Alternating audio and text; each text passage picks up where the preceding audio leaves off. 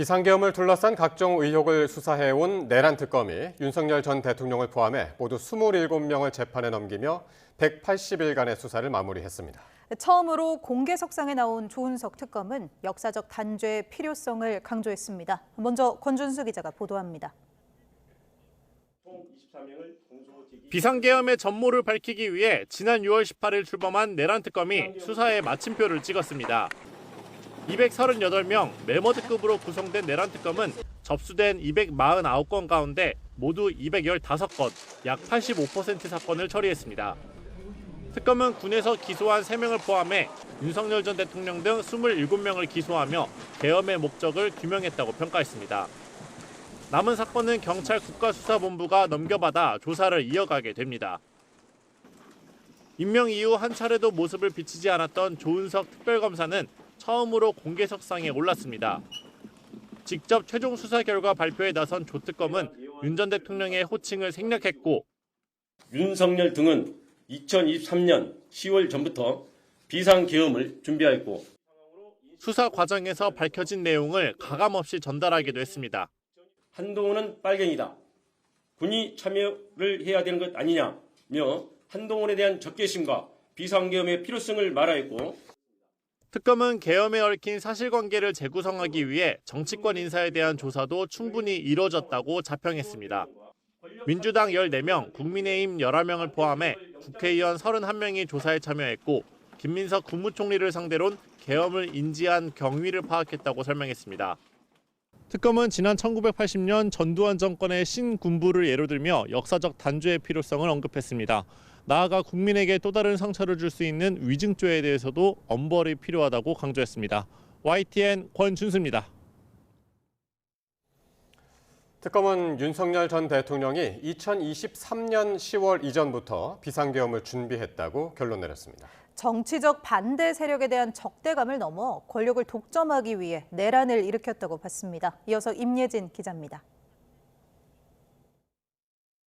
윤석열 전 대통령은 대국민 담화문에서 지난해 총선 이후 국회에 잇따른 탄핵과 독단적 입법, 예산 삭감 등을 계엄 선포의 이유로 들었습니다. 예산까지도 오로지 정쟁의 수단으로 이용하는 이러한 민주당의 입법 독재는 예산 탄핵까지도 서슴지 않았습니다. 내란을 획책하는 명백한 반국가 행위입니다. 하지만 특검 판단은 달랐습니다. 특검은 윤 전 대통령이 취임 초기부터 비상계엄을 준비해왔다고 봤습니다. 권력 독점을 목적으로 비상대권을 염두에 두다가 2023년 10월 이후 본격적인 물밑 작업에 들어갔다는 게 특검의 결론입니다. 우리는 역사적 계엄을 통해 권력을 가진 자의 충리 쿠데타는 내세웠던 명분은 허울뿐이고 목적은 오로지 권력의 독점과 유죄성을 잘 알고 있습니다. 대선 출마 당시 집권당을 거대 의석을 가지고 자유와 법치를 부정하는 세력으로 규정한 윤 전 대통령은 당선 이후인 2022년 11월 국민의힘 지도부와의 만찬에서 총살당하는 일이 있더라도 싹 쓸어버리겠다고 발언하며 반대 세력에 대한 적대감을 노골적으로 드러낸 거로 조사됐습니다. 특검은 이 같은 인식이 이듬해 군 인사에서부터 본격적으로 실행된 거로 봤습니다. 군을 통해 무력으로 정치 활동과 국회 기능을 정지시키고 입법권과 사법권을 장악해 반대 세력을 없애고 권력을 독점하려 시도했던 겁니다. 특검은 특히 계엄 당시 최상목 전 경제부총리 겸 기획재정부 장관에게 국회 자금 차단과 국가 비상입법기구 예산 편성을 지시한 점을 장기 집권에 대한 포석으로 풀이했습니다. 계엄 설계 비선으로 알려진 노상원 전 국군 정보사령관 수첩에도 헌법 개정, 선거구 조정 등 관련 내용이 담긴 것으로 파악됐습니다. 윤 전 대통령이 여전히 자신의 재판에서 부정선거를 거론하며 비상계엄을 정당화하는 가운데 이제 판단은 법원에 달렸습니다. YTN 임혜진입니다. 그런가 하면 내란 특검은 윤 전 대통령 부인 김건희 씨가 12.3 비상계엄에 관여하지 않았다고 결론 내렸습니다. 김 씨는 계엄 선포 때 윤 전 대통령과 심하게 싸우며 당신 때문에 다 망쳤다는 취지로 크게 화를 낸 것으로 파악됐습니다. 계속해서 권민석 기자입니다. 이른바 V1을 앞서는 V0로 국정에 상당한 영향력을 행사했다는 김건희 씨가 비상계엄에도 개입했을 거란 게 세간의 시선이었습니다. 특검팀은 그러나 김 씨가 계엄에 관여했음을 입증하는 증거나 진술은 전혀 없었다고 선을 그었습니다. 지난해 8월부터 11월 대통령 관저 모임에 참석했던 군인을 모두 조사했지만 김 씨가 모임에 참석했거나 계엄에 관여한 행적은 확인되지 않았다고 밝혔습니다. 특검은 계엄 당일 김 씨가 방문한 성형외과 의사와 수행 행정관도 불러 조사했지만 수상한 점을 발견하지 못했습니다. 군 비선 라인으로 계엄 밑그림을 그린 노상원 전 정보사령관과 김 씨가 따로 만난 정황도 없었다는 게 특검 설명입니다. 오히려 계엄 당시 김 씨를 가까이서 보좌한 직원은 김 씨와 윤 전 대통령이 부부싸움을 심하게 했다고 진술했습니다. 김 씨 본인이 생각한 게 많았는데 윤 전 대통령이 계엄을 선포한 탓에 다 망쳤다는 취지로 분노했다는 겁니다. 특검은 또 도이치모터스 주가 조작 의혹과 디올백 수수 등 김 씨의 사법 리스크 해소가 계엄을 통해 권력을 독점하려 한 윤 전 대통령 의중엔 있었겠지만 계엄 발동의 직접적인 목적으로 작용하진 않았다고 판단했습니다. YTN 권민석입니다. 조은석 특검팀이 내란 사건의 전모를 재구성하는 데는 이 계엄 전후 정황이 담긴 이 노상원 수첩이 이 결정적인 증거, 이른바 스모킹건 역할을 했습니다. 작성자로 지목된 노상원 전 정보사령관은 민간인 신분으로 군 기밀을 취득해 수사단 선발에 관여한 혐의로 1심에서 징역 2년을 선고받았습니다. 신기혜 기자의 보도입니다. 노상원 전 국군 정보사령관은 지난 2023년 10월 김용현 전 국방부 장관과 군 인사안을 논의한 것으로 파악됐습니다. 노 전 사령관은 4년 전 불명예 전역한 민간인 신분이었고 김 전 장관은 당시 대통령 경호처장이었습니다. 육군 참모총장과 방첩사령관, 지상작전사령관 명단은 이른바 노상원 수첩에 기록됐고 이후 단행된 군 인사에 그대로 반영됐습니다. 2023년 10월 이후 그들의 논의한 대로 육군 참모총장 박한수, 방첩사령관 여인영, 구사단과 3사를 관할하는 지성작전사령관이 보임되었습니다. 특검은 이 메모를 비상계엄 때 군을 통솔할 지휘부와 진압군을 미리 준비한 정황으로 판단했습니다. 내란의 결정적 증거, 스모킹건으로 보고 수사를 이어온 겁니다. 수첩에는 계엄 전후 조치 방안도 담겼는데 특검은 두 사람이 논의한 내용은 김 전 장관을 통해 윤석열 전 대통령에게 전달된 것으로 봤습니다. 노 전 사령관은 지난해 11월 부정선거 의혹을 수사할 제2수사단 차출을 위해 군사기밀인 정보사령부 요원들 인적 정보를 넘겨받은 혐의로도 기소됐습니다. 군 장성인사 청탁과 함께 2,600만 원 상당의 금품을 받은 혐의까지 1심에서 징역 2년, 추징금 2,490만 원을 선고받았습니다. 재판부는 노 전 사령관 범행은 위헌 위법한 계엄 선포라는 결과를 야기해 엄중한 책임을 묻지 않을 수 없다고 밝혔습니다. 노 전 사령관은 이와 별도로 김 전 장관 등과 함께 내란 중요 임무 종사 등 혐의로 재판을 받고 있습니다. 윤 전 대통령의 내란 우두머리 사건과 병합돼 다음 달 중순쯤 변론 절차가 마무리될 것으로 보입니다. YTN 신기혜입니다. 네, 지금부터는 통일교 수사 관련 소식입니다. 경찰이 오늘 통일교 본거지인 천정궁을 포함한 10여 곳에 대해 전방위 압수수색을 벌였습니다. 금품 수수 의혹이 제기된 전재수 전 장관과 임종성, 김규환 전 의원은 물론 늑장 이첩 의혹을 받는 민중기 특검 사무실도 압수수색 대상에 포함됐습니다. 송수현 기자의 보도입니다. 통일교 금품 수수 의혹을 넘겨받은 경찰 전담 수사팀은 수사 착수 닷새 만에 전방위적인 압수수색에 나섰습니다. 금품 수수 의혹으로 피의자로 입건된 여야 정치인 3명의 자택과 사무실 등을 포함해 10여 곳에서 영장을 집행했습니다. 전재수 전 해양수산부 장관의 자택과 국회의원회관 사무실도 대상에 포함됐는데 압수수색 영장에는 2천만 원과 불가리 시계 한 점을 받았다는 뇌물수수와 정치자금법 위반 혐의가 적시된 것으로 전해졌습니다. 압수수색 때문에 오신 거죠? 혹시 소환 수사 계획 있으신가요? 수사팀에서 나오신 거 맞나요? 경찰은 임종성 전 더불어민주당 의원의 자택, 김규환 전 미래통합당 의원이 사장으로 있는 대한석탄공사 관사 등도 압수수색했습니다. 또 이들에게 금품을 건넨 의혹을 받는 통일교 측의 회계 자료 등을 확보하기 위해 통일교 시설에 대해서도 강제 수사에 나섰습니다. 전담팀은 통일교 서울본부에 더해 통일교의 본산, 성지로 불리는 이곳 경기도 가평 천정궁도 함께 압수수색했습니다. 영장에는 한학자 통일교 총재와 윤영호 전 세계본부장도 피의자로 적시된 것으로 확인됐는데 경찰은 이들이 수감된 서울구치소에서도 자료를 확보했습니다. 국민의힘이 편파 늑장 수사라며 직무유기로 고발한 김건희 특별검사팀 사무실도 함께 압수수색했는데 통일교 의혹 관련 자료를 확보한 것으로 전해졌습니다. 경찰은 압수한 자료를 분석하면서 전재수 전 장관을 비롯한 피의자들을 상대로 한 조사도 조만간 진행할 것으로 보입니다. YTN 송수연입니다. 통일교 금품 수수 의혹이 불거진 전재수 전 장관 등이 수년 전부터 통일교 측 행사에 참석한 사진이 다수 발견되면서 논란이 확산하고 있습니다. 의심스러운 정황이 많은데도 특검이 신속하게 사건을 이첩하지 않은 건 문제라는 지적이 커지고 있습니다. 배민혁 기자가 보도합니다. 지난 2017년 통일교의 수건 사업으로 꼽히는 한일 해저터널 관련 토론회 당시 사진입니다.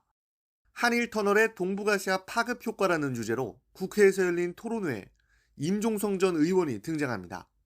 앞서 2016년에는 국회에서 한일 해저터널의 필요성과 과제를 주제로 심포지엄이 열렸는데 플래카드에는 통일교 관련 단체들과 임 전 의원이 공동 주최했다고 적혀 있습니다. 전재수 전 해수부 장관 역시 한학자 통일교 총재의 서적을 들고 찍은 사진이나 통일교 행사에 참석한 사진들을 어렵지 않게 확인할 수 있었습니다. 의원들의 이 같은 행적은 윤영호 전 통일교 세계본부장이 여야 의원들에게 금품을 제공했다고 진술한 것으로 알려진 뒤 주목받기 시작했습니다. 이들이 수년 동안 통일교와 밀접한 관계를 유지하며 한일 해저터널을 지지하는 대가로 금품을 받은 것 아니냐는 의혹이 확산하는 겁니다. 임 전 의원과 전 장관, 김규환 전 의원 등 통일교 로비 의혹 피의자로 입건된 정치권 인사들은 혐의를 부인하는 가운데 의심스러운 정황이 많은데도 특검이 윤 전 본부장의 진술을 확보한 뒤 석 달이 넘도록 경찰에 이첩하지 않은 건 문제라는 지적이 나옵니다. 여기에 특검이 지난 7월 한학자 통일교 총재의 금고에서 현금 280억 원을 발견한 것이 뒤늦게 알려지면서 늑장 이첨을 비판하는 목소리가 더 커지고 있습니다. 돈의 용처를 확인하는 게 로비 의혹을 밝히는 중요한 단서가 될 수도 있기 때문입니다. 앞서 국민의힘이 편파 수사로 직무를 유기했다며 민중기 특검팀을 고발하면서 경찰도 관련 수사에 나섰습니다. 통일교 로비 의혹 관련 추가 자료 확보를 위해 특검을 압수수색한 경찰이 직무유기 혐의 관련 추가 강제 수사는 물론 민중기 특검도 직접 조사할지 관심입니다. YTN 배민혁입니다. 통일교 의혹으로 강제 수사를 받게 된 전재수 전 장관은 거듭 불법적 금품 수수는 없다고 강조하며 한학자 총재 자서전을 들고 찍은 사진에도 발끈하고 해명에 나섰습니다. 마찬가지로 압수수색을 당한 김규환 전 미래통합당 의원도 반박 회견을 열었습니다. 보도에 황보혜경 기자입니다. 21대 총선을 한 달 앞둔 지난 2020년 3월쯤 촬영된 사진입니다. 민주당 파란색 선거운동복을 입은 전재수 의원의 손에 들린 책, 통일교 한학자 총재 자서전입니다. 전 의원은 이런 식으로 지난 2018년부터 2020년까지 통일교 측과 최소 7차례 접촉했다는 의혹이 불거졌습니다. 그러자 지역구 주민들이 선거 사무실에 찾아와 응원한다며 책 한 권 들고 사진을 찍자는데 어떻게 마다할 수 있겠느냐며 단연코 불법적인 금품 수수는 없었다고 거듭 강조했습니다. 통일교 행사 참석 날짜로 특정된 2018년 5월엔 지역구 성당에서 미사를 받고 그해 9월엔 고향 의령에서 벌초했다며 당일 SNS 게시물로 알리바이를 댔습니다. 하지만 비슷한 시각 경찰은 여의도 의원회관 사무실 압수수색에 돌입해 4시간 가까이 PC 등 자료를 확보했습니다. 오늘 경찰 국수본의 압수수색을 잘 받았습니다. 통일교로부터 그 어떠한 금품 수수 절대 없었다라는 말씀을. 전 의원은 해양수산부 장관직을 내려놓는다고 기습 발표한 지난 11일 귀국 당일 이용구 전 법무차관을 변호인으로 선임해 방어전에 돌입한 거로 파악됐습니다. 택시기사 폭행 사건으로 변호사 자격이 박탈됐던 이 전 차관은 최근 사면돼 업무에 복귀했고 전 의원의 압수수색 현장에도 모습을 드러냈습니다. 역시 강제 수사를 받게 된 김규환 전 미래통합당 의원은 반박 회견을 열고 의혹을 강하게 부인했습니다. 하늘이 두 쪽 나도 아닌 건 아닌 겁니다. 저는 그 사람한테 선물도 밥도 한 그릇, 음료수도 한 잔 먹은 적 없습니다. 당사자들은 통일교 의혹 초반부터 강하게 부인하고 있지만 사진 한 장, 언론 보도 한 줄에도 여론은 요동치고 있습니다. 정치권조차 실체적 진실을 파악하느라 분주한 모습입니다. YTN 황보혜경입니다. 내란 특검팀이 수사를 마무리하자 민주당은 이제 막 전반전이 끝난 거라며 2차 종합특검 추진 의사를 재확인했습니다. 국민의힘은 개혁신당과 함께 통일교 특검을 추진하며 반격에 나섰습니다. 임성재 기자입니다. 내란 특검이 마침표를 찍은 날 민주당은 나름의 성과는 있었지만 여전히 밝혀야 할 의혹이 산더미라고 주장했습니다. 외환죄는 손도 못 댔고 노상원 수첩의 실체와 공모자 역할도 베일에 쌓여 있다면서 지난 180일은 중간 보고에 불과하다고 규정했습니다. 조희대 사법부가 회방을 놓은 탓에 주요 내란 가담자들 영장이 줄줄이 기각됐다며 2차 종합특검이 불가피하다고 강조했습니다. 이재명 대통령께서도 조금 길고 지치더라도 치료는 깨끗하게 해야 한다고 강조했듯이 완전한 내란 청산에 있어 당정대가 국민과 한뜻 한마음으로 또 2차 종합특검은 3대 특검의 미진한 부분에 한정될 뿐 통일교 특검은 언감생심 물타기용이라며 절대 수용할 수 없다고 거부했습니다. 민주당 일부 인사의 연루 의혹과 어떻게 등치해볼 생각은 꿈에도 꾸지 않는 것이 좋을 것입니다. 국민의힘은 야당 탄압 도구로 활용된 내란 특검이 결국 제대로 된 결과 하나 내놓지 못한 채 수사를 끝냈다고 비판했습니다. 내년 지방선거를 겨냥한 2차 특검의 예고편이자 추가 특검 명분을 쌓기 위한 정치 브리핑에 불과합니다. 특검이 편파 관심법 수사 외엔 보여준 게 없는데도 민주당이 기어이 2차 특검을 추진한다면서 법여권의 통일교 로비 의혹을 덮고 이 화살을 야당으로 돌리려는 의도라고 지적했습니다. 통일교 게이트 특검은 거부하고 자신들의 2차 특검은 기어이 추진하겠다고 합니다. 자신들의 범죄는 덮어놓고 내란몰이와 정치 보복을 계속하겠다는 것입니다. 국민의힘은 오는 19일 발의를 목표로 통일교 특검안 초안을 마련했는데 개혁신당 이준석 대표도 단일 법안을 내도록 논의하겠다고 화답해 두 당의 연대 움직임에도 관심이 쏠립니다. 야권 주도로 통일교 특검법이 발의된다고 해도 거대 의석 민주당이 응하지 않으면 실제 출범될 가능성은 거의 없습니다. 이 경우 2차 종합특검의 동력을 얻을 수 있을지 여론 향배가 주목됩니다. YTN 임성재입니다. 더불어민주당이 내년 6.3 지방선거 공천 규칙과 관련한 당헌 개정을 마무리했습니다. 민주당은 오늘 중앙위원회를 열고 지방선거 경선 방식 등을 담은 당헌 개정안을 투표에 붙여 제적 597표 가운데 찬성 443표, 반대 85표로 가결했습니다. 개정안은 기초 비례대표 후보 경선 때 투표 반영 비율을 상무위원 50%, 권리당원 50%로 하는 내용 등이 핵심입니다. 광역 비례대표 후보 경선의 경우 권리당원 100% 투표로 진행하도록 했습니다. 비상계엄과 윤석열 전 대통령 절연에 대한 입장을 두고 국민의힘 내홍이 계속되는 가운데 이 공식석상에서 지도부 사이 설전까지 벌어졌습니다. 당내 균열이 좀처럼 가라앉지 않는 분위기입니다. 박광열 기자입니다. 국회 앞 천막에서 진행된 국민의힘 지도부 회의. 내란 전담 재판부 등 여권의 쟁점 법안 강행에 맞서 대여투쟁 단일 대오를 강조한 건데 파열음은 전혀 다른 방향에서 터져나왔습니다. 양양자 최고위원이 여론조사 지지율 정체를 거론하며 외연 확장으로의 노선 변경을 대표 면전에서 공개 요구한 겁니다. 당원 투표 반영률을 높이는 지방선거 공천룰 변경 논의도 겨냥했습니다. 지도부가 출범한 8월과 큰 차이가 없다는 점에서 더 뼈아픕니다. 중도층이 공감하지 않는 계엄 정당론이나 부정선거론 과연 도움이 될까요? 이에 김민수 최고위원 예정에 없던 추가 발언을 자청해 반박에 나섰습니다.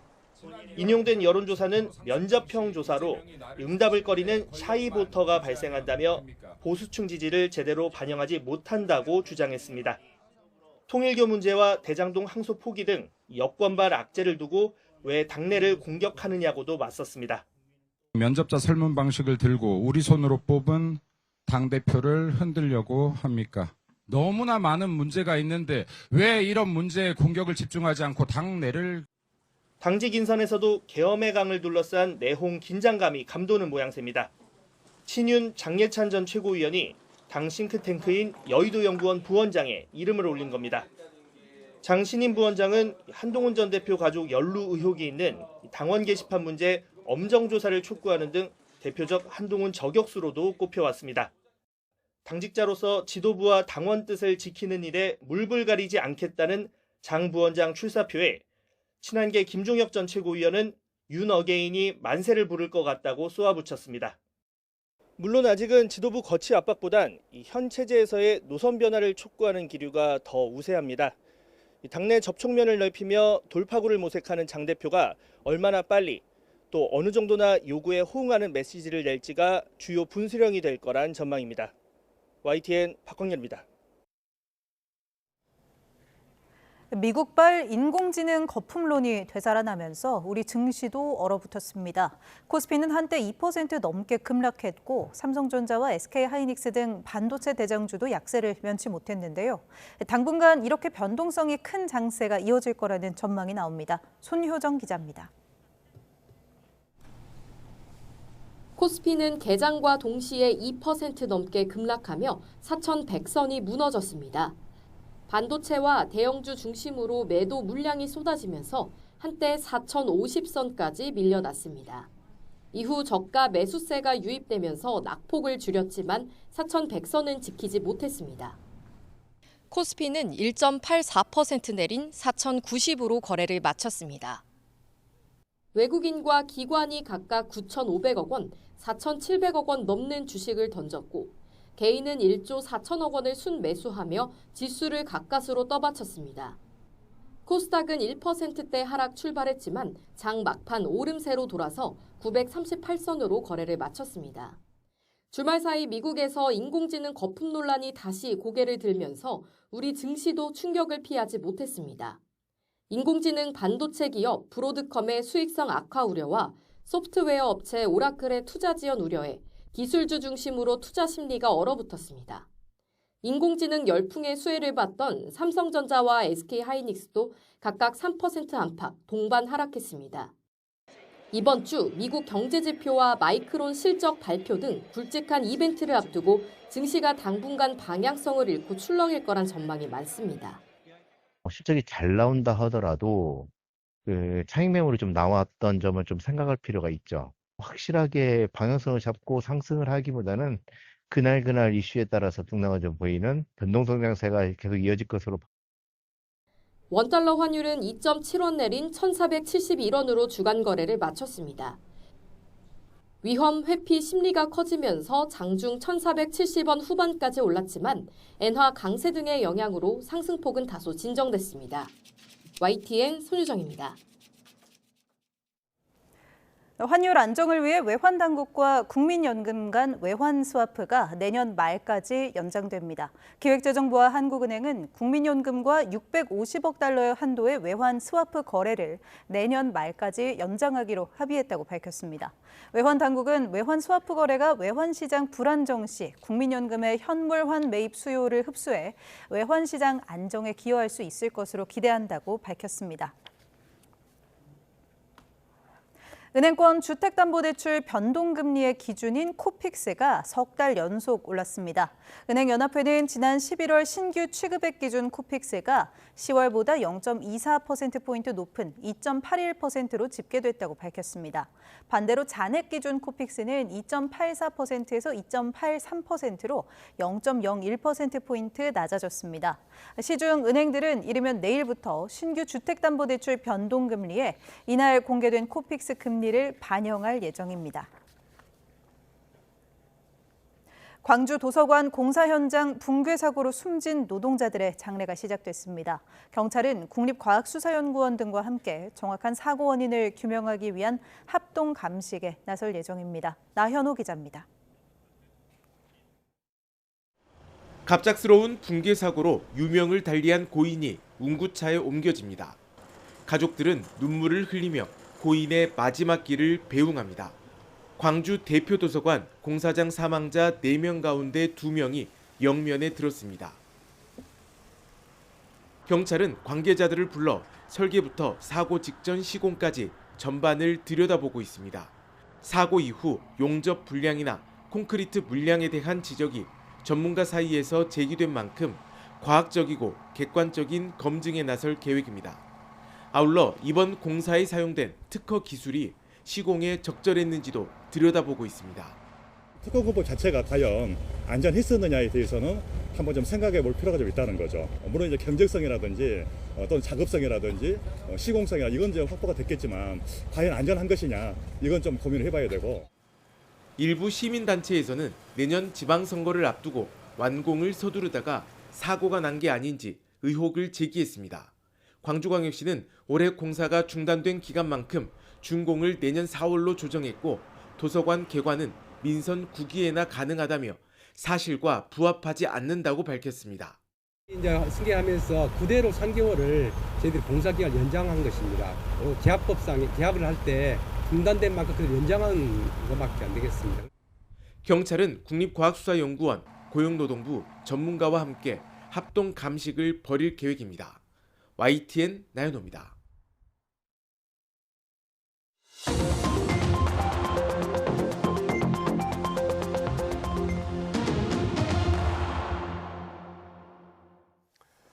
정치권 관심 뉴스 살펴보는 포커스 나이트 시간입니다. 오늘은 강성필 민주당 부대변인, 정광재 동현정치연구소장과 함께하겠습니다. 두 분 어서 오십시오. 안녕하세요.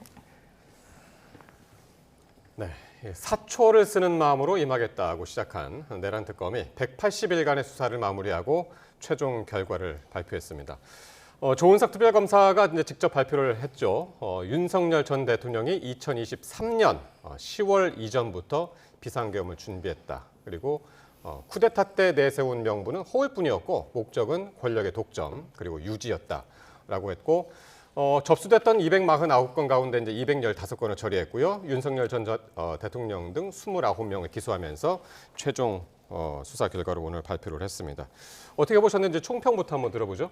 네. 일단 이제 내란 특검과 관련해 가지고는 성과도 있었고 그다음에 아쉬운 점도 분명히 있었던 것 같습니다. 이제 아쉬운 점이라고 하면 한독수라든지 최상목이라든지 박성재라든지 국무위원들과 관련해 가지고 어쨌든 간에 신병을 확보하는데 좀 실패했다는 것이 많은 아쉬움으로 남고요. 그다음에 이제 과거에 박근혜 전 대통령 탄핵 당시에는 그때는 탄핵이 처음이었잖아요. 그렇기 때문에 특검이 출범을 하니까 강제 수사권을 이용해 가지고 사실 제대로 된 진실을 속도감 있게 제대로 좀 규명을 하는 그런 과정이 있었는데 예. 이번 같은 경우는 아무래도 지난번에 대한 어떤 학습 효과도 있었고 또 윤석열 전 대통령과 내란의 공범으로 지목되고 있는 분들이 사실 법조인 출신이 많다 보니까 이 법조 카르텔을 벽을 넘기가 조금 어려웠다는 점이 있었던 것 같습니다. 그럼에도 불구하고 왜 계엄을 했는가? 그러니까 민주당은 당연히 포함하고 국민의힘 한동훈 전 대표까지도 본인에게 반대하는 정치 세력에 있어서는 다 체포하고 구금하고 좀 어떻게 좀 정치적으로 사망 선고를 내리고 싶었던 그런 의도가 있었던 것. 그리고 언제 23년 10월에 군 장성 인사 때부터 이 계엄에 대해 계엄을 준비하기 위해서 여러 본인들과 가까운 이 사령관들을 배치했다는 점. 그리고 마지막으로 그러면 어떻게 이 북한의 무인기를 보내가지고 남북 간의 군사 관계를 긴장시켜서 이 계엄과 관련된 이 명분을 충족시키려고 했던 왜 언제 어떻게라는 어떤 얼개는 어느 정도 규명이 된 것 같고 예. 이제 나머지는 이 공소유지를 잘 해서 윤석열 전 대통령과 내란 중요 이 종사자들이 제대로 된 유죄 처벌과 그리고 제대로 된 선거 결과까지 이끌어내는 것이 예. 남은 특검의 어떤 임무가 아닌가 그렇게 생각됩니다. 네, 전체적으로 성과는 있었는데 아쉽다. 이제 그런 평가이셨고요. 예. 저는 절반의 성공과 절반의 실패로 봅니다. 가장 그 객관적인 수치로 한번 말씀드리죠. 내란 특검이 13명에 대해서 구속영장을 신청했는데 이 가운데 7명만 구속영장이 발부되고 6명은 구속영장이 기각됐습니다. 이를 두고 민주당과 특검에서 뭐 법조 카르텔이나 이 사법부가 내란에 동감하고 있는 거 아니냐 뭐 이런 식의 정치적 비판을 하는데 법원이 법리와 양심에 따라서 구속영장 발부와 기각을 결정한 거라고 봅니다. 그러면 53.8%가 발부가 됐고 46% 정도는 기각이 된 셈인데 일반 형사사건의 그 기각률은 한 22% 돼요. 그러니까 훨씬 더 기각이 많았다는 것은 애초부터 특검이 무리하게 구속영장을 여러 사람에게 일단 청구하고 보자는 식으로 정치적으로 접근했다는 평가를 피할 수 없을 것 같고요. 이 내란 특검이 처음에 발족했을 때 궁금한 딱 3가지 문제가 있었습니다. 첫 번째, 왜 했느냐? 이것과 관련해서는 친위 쿠데타를 하는 뭐 목적이라는 건 당연하죠. 권력을 유지하고 독점하고 하려고 했던 동기가 강했을 겁니다. 이렇게 원론적으로 파악한 거예요. 두 번째, 왜 12월 3일이었나? 이거 내란 특검 맨 처음에 생길 때부터 무슨 민주당에서는 주술적인 의미가 있었다 이렇게 얘기했지만 그런 거 없었다라는 거 밝혀냈잖아요.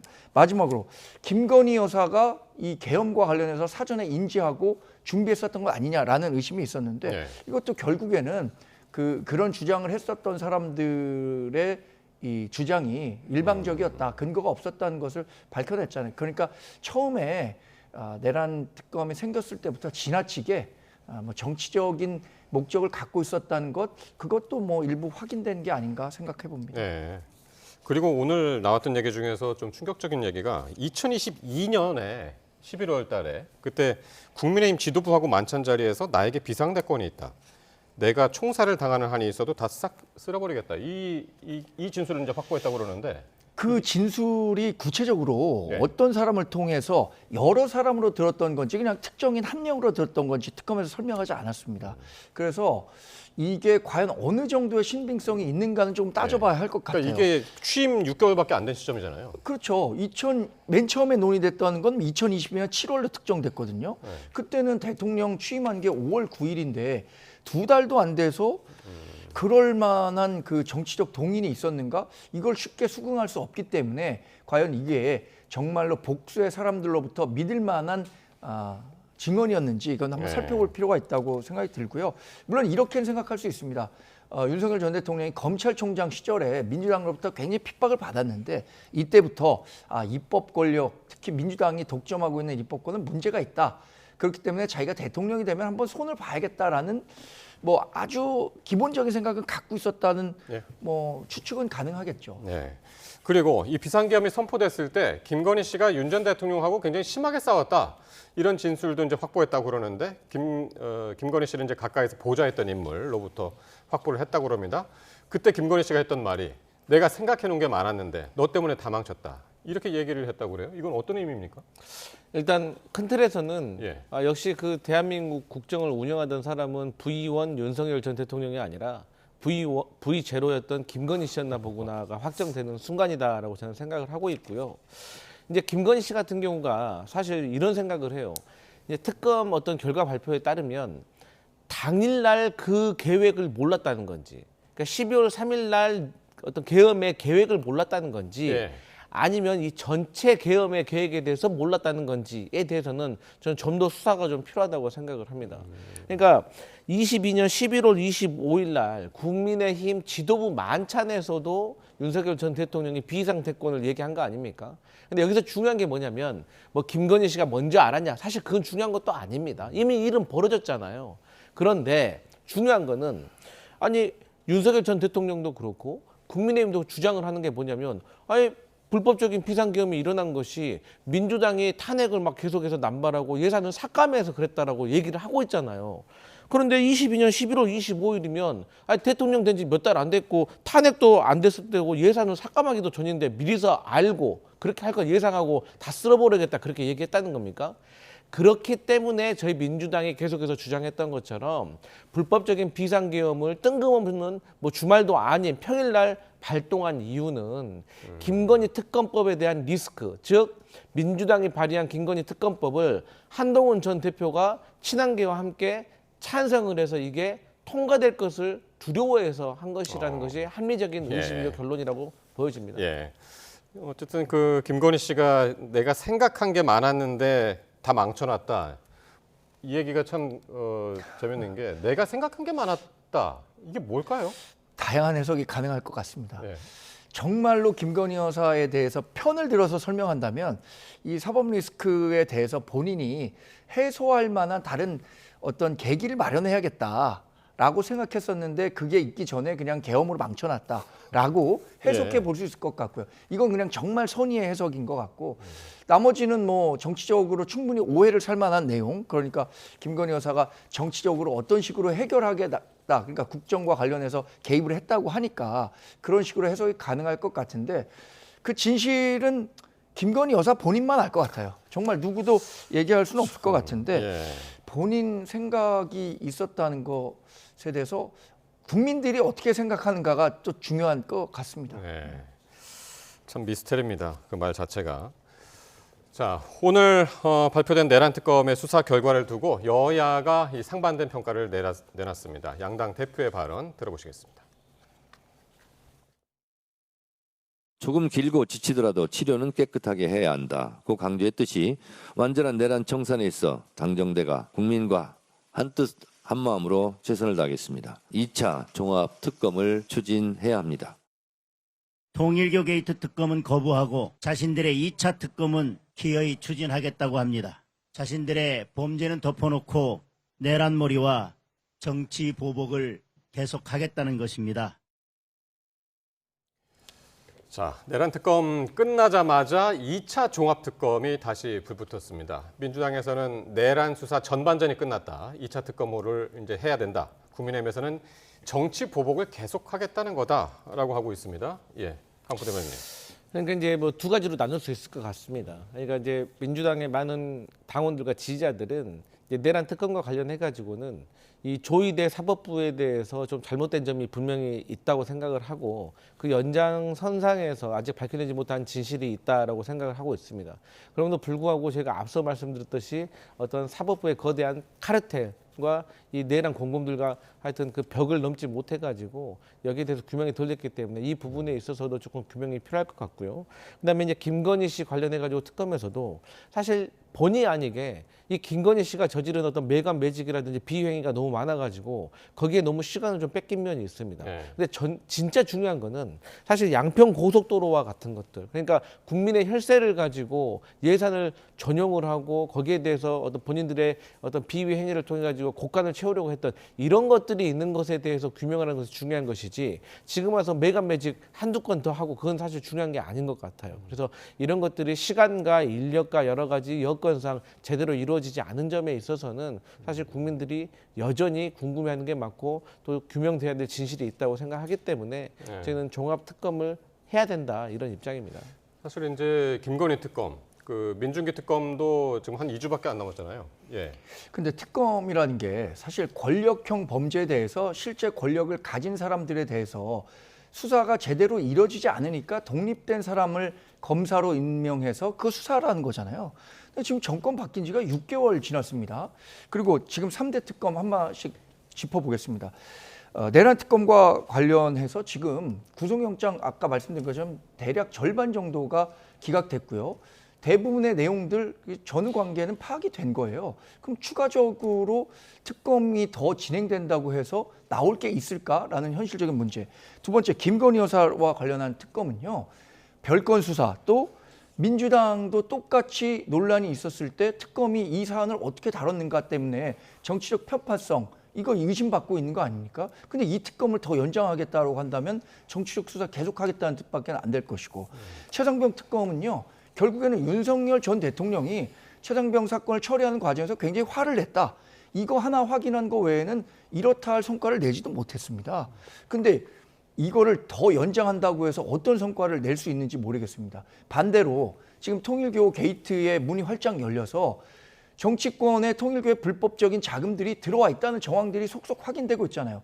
이거 그러면 여야 동일하게 조건에서 독립된 특검에서 하자고 하는데 민주당 그거 받아들일 생각은 안 하고 본인들에게 유리한 종합특검만 연정하겠다라고 한다면 이거야말로 민주당이 입법권을 독점한 상태에서 갖고 오는 폭주라고 평가할 수 있겠습니다. 그러니까 지금 말씀하신 대로 이 2차 종합특검이라는 게 이 개별적으로도 뭐 중요하긴 합니다만 이게 통일교 특검하고 이제 지금 엮여 있어가지고 근데 오늘 정청래 대표는 통일교 특검 절대 수용 불가라면서 선을 그었네요.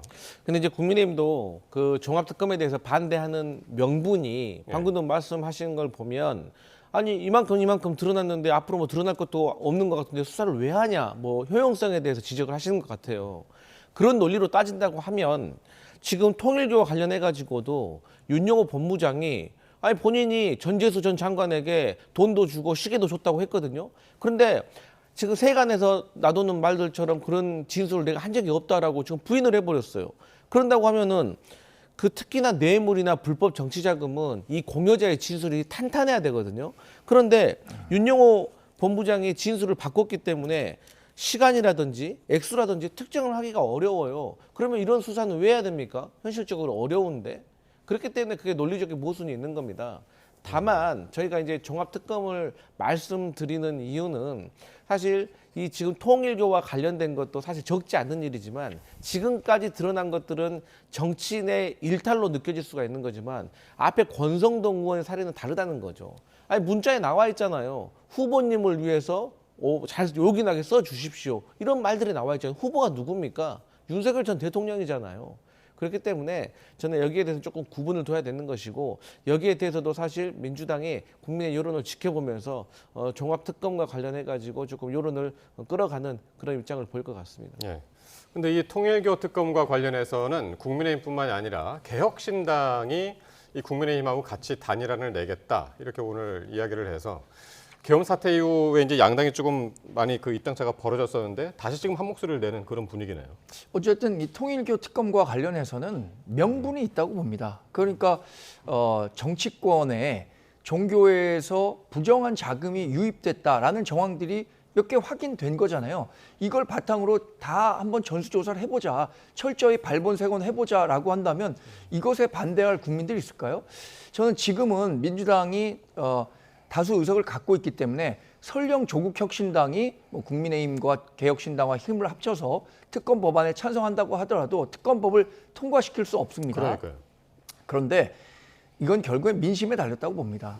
여론조사 같은 걸 통해서 이렇게 정치권에 통일교의 부정한 자금이 정치권으로 들어왔다는 의혹을 규명하기 위한 특검 찬성하냐 찬성하지 않느냐 이런 식의 여론조사를 통해서 전 뭐 한 60% 70% 넘는 사람이 특검 필요하다라고 한다면 민주당이 상당한 부담을 느끼게 될 겁니다.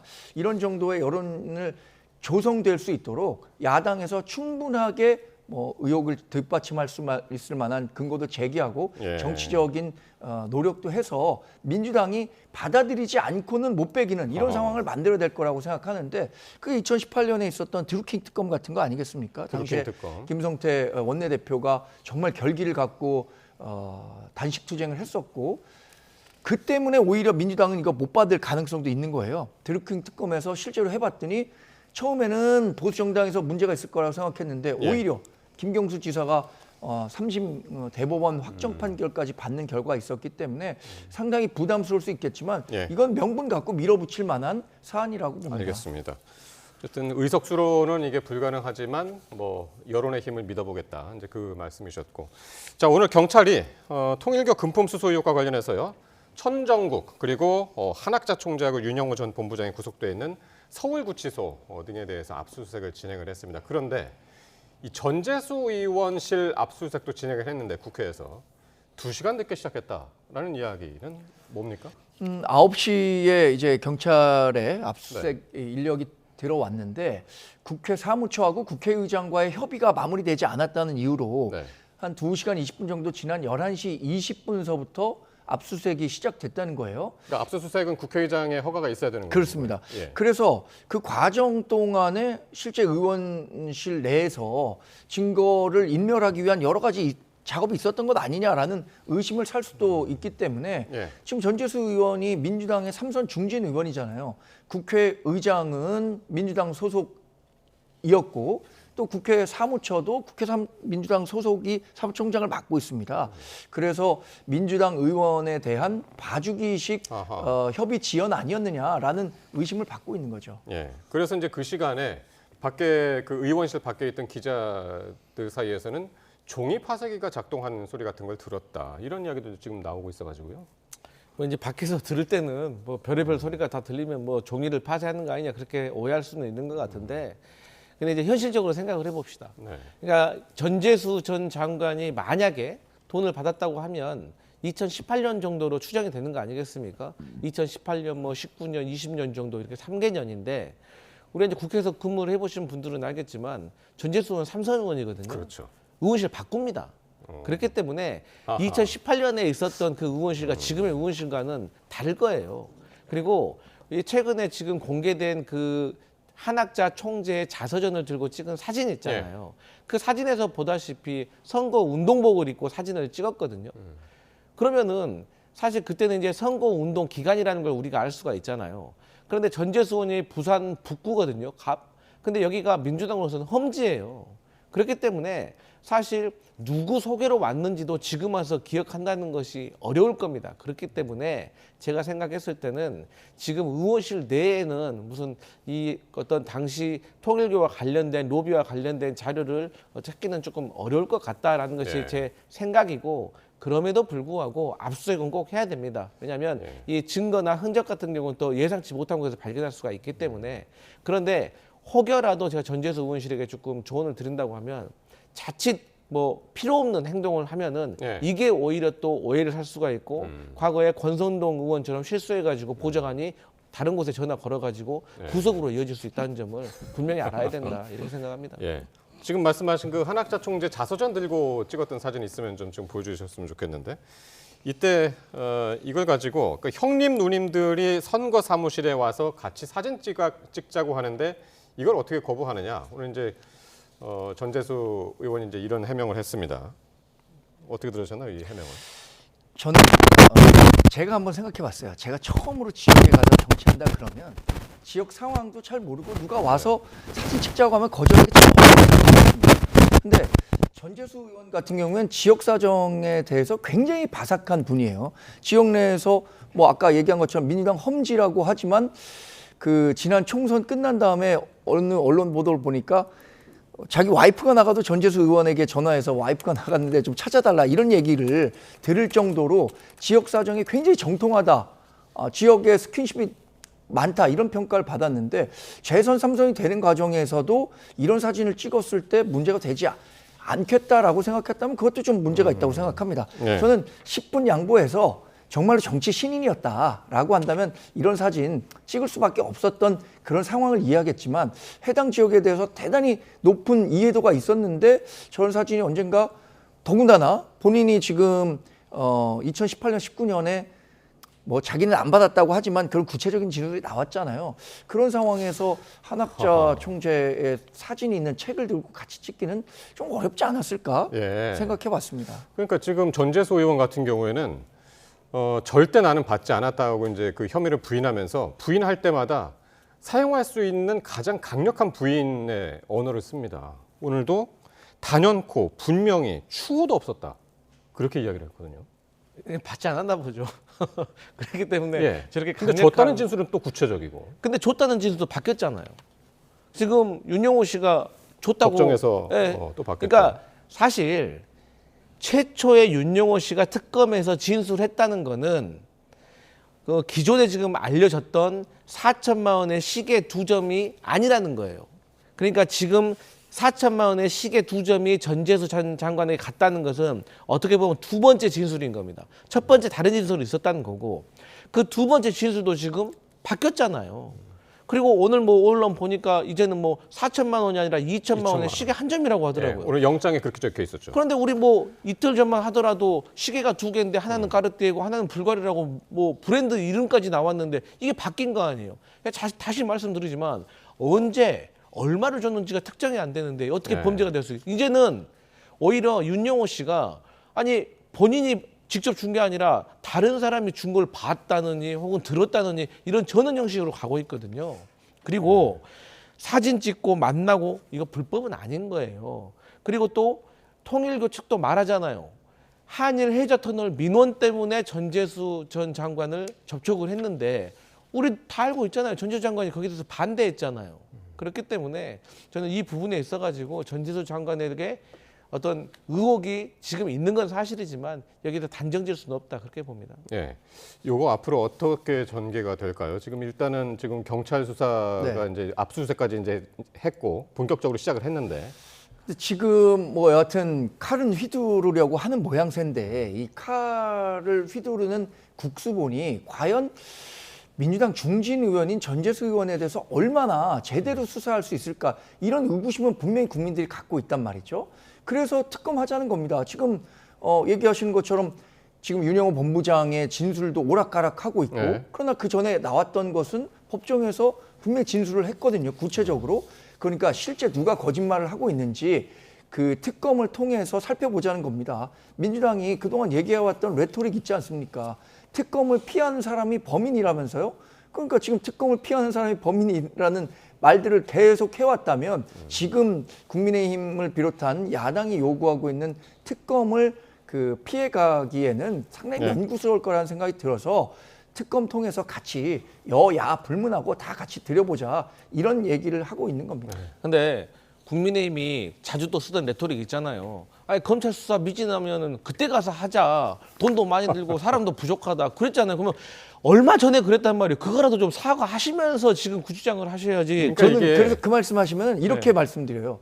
만약에 국수본에서 한 결과가 국민들이 의구심을 갖고 있다, 미진하다, 이게 보충성 아닙니까? 특검에 그 보충성을 존중하는 차원에서 자 그러면 국수본 수사가 미진했을 경우엔 특검한다라는 정도의 그 태도 변화라도 민주당이 보여야 한다고 저는 생각합니다. 근데 지금 마치 전재수 의원만 수사받는 것처럼 보면 안 됩니다. 지금 경찰이 민주당 출신 뭐 정동영, 임종선 의원도 하고 있겠지만 나경원, 김구한 의원에서 국민의힘 소속도 수사를 하고 있기 때문에 여기에 대해서 마치 민주당만 수사받는 것처럼 말씀하시면 안 됩니다. 그것까지 감수하고 특검하자는 겁니다.